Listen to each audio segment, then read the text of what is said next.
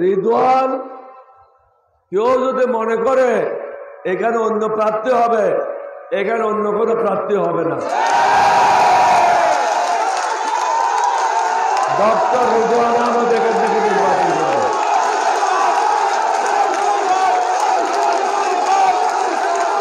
বসেন বসেন, সাত বাজি আছে, এখন তো মাত্র শুরু। এখন কি বলি শুনেন না আগে। কারো যদি মনে কোনো সন্দেহ থাকে আজকে রাত্রের থেকে সন্ধ্যার থেকে, এটা মনের মধ্যে থেকে ওই বাসনা ত্যাগ করেন। নির্বাচন হলে রিদওয়ানে নির্বাচন করবে। আপনারা কি রিদওয়ানকে ভোট দেওয়ার জন্য রাজি আছেন? একটু হাত উপরে রাখেন না। সবাইকে হাত তুলছেন? একটু দেখেন না।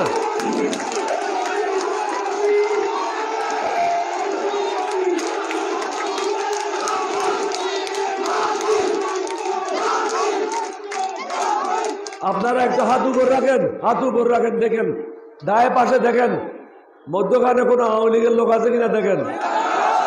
নাই? কোনো ষড়যন্ত্রকারী নাই? তাহলে আরেকটা জোরে তালি মারেন। তাহলে এটা পরিষ্কার হয়ে গেল, নির্বাচন যখনই হবে ডক্টর রিদওয়ান আহমেদ নির্বাচন করবে। মনে খাইশ থাকলে ওটা দূর করেন, এটা প্রকাশ করার দরকার নেই। আর ঐক্য জোটের সাথে যারা আছে তাদেরকে আমি অনুরোধ করব, নিজের ছিদ্র দিয়ে নিজে বাঁশ ঢুকেন না।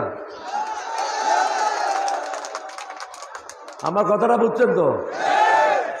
বাঁশ কাছে আছে, এর অর্থ না যে সেটার মধ্যে দিয়ে বাঁশ ঢুকিয়ে দেবেন। সবাই মিলে রিদওয়ানের হাতকে শক্তিশালী করেন। কারণ যখন জানেন ঐক্য জোটের প্রার্থী রিদওয়ান হবে, সেখানে ভিন্নভাবে চিন্তা করার কোনো অবকাশ নাই।